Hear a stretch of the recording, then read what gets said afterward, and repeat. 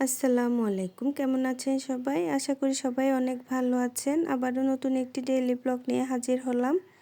আশা করি ধৈর্য সহকারে আমার ভিডিওটি দেখবেন। যারা এখনও পর্যন্ত আমার ভিডিও দেখে যাচ্ছেন সবাইকে জানাই অসংখ্য ধন্যবাদ। আজকের ব্লগটি দুপুর থেকে শুরু করেছি। মেয়েকে স্কুল থেকে নিয়ে আসলাম, এরপর কাজ শুরু করে দিয়েছি। ড্রয়িং রুমটা পরিষ্কার করে নিচ্ছিলাম। আমি কাজ করতেছি আর মেয়েটা বসে বসে আঁকাআঁকি করতেছিল। ওর সাথে আমি কথা বলতেছি আর কাজ করতেছি। এরপর ফ্রিজ পরিষ্কার করে নিব। রোজা এই ধরনের কাজগুলো করতে ইচ্ছে করে না, তাই পরিষ্কার করে নিচ্ছিলাম। সব কিছু পরিষ্কার পরিচ্ছন্ন পরিপাটি রাখতে খুব চেষ্টা করি। আমার দেখায় ছেলেমেয়েরাও মাশাআল্লাহ এলোমেলো করে না, ওদের মতো সব ঠিক রাখার চেষ্টা করে। এসব করে একটু ব্যালকনিতে আসলাম টবের মাটিগুলো আলগা করে দিব বলে।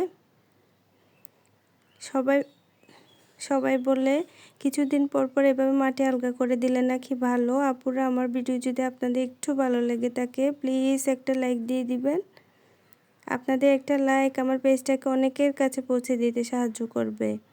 ভিডিওর কোনো অংশ যদি খুব ভালো লেগে থাকে আমার চ্যানেলটি সাবস্ক্রাইব করে আমাকে পাশে রাখবেন। এরপর গাছের কাজগুলো হয়ে গেলে আমি রান্নার কাজ শুরু করে দিয়েছি। কিছু গাজর ছিল ফ্রিজে, এগুলো কুচি করে নিচ্ছিলাম। কুচি করা থাকলে যে কোনো সময় নাস্তা বানিয়ে নেওয়া যায়। এর মধ্যে হঠাৎ করে মেহমান চলে আসছে, তাই হুটহাট যা পারি রান্না করেছি। রান্নায় ছিল শাক, মাছ ভর্তা, তারপর ট্যাংরা বিচি দিয়ে ট্যাংরা মাছ, টমেটো টক করেছিলাম। এরপরে করেছি কাটা মাছ বিচি দিয়ে। আগের দিন একটু মুরগির তরকারি ছিল। সবাই ভালো থাকবেন, আল্লাহ হাফেজ।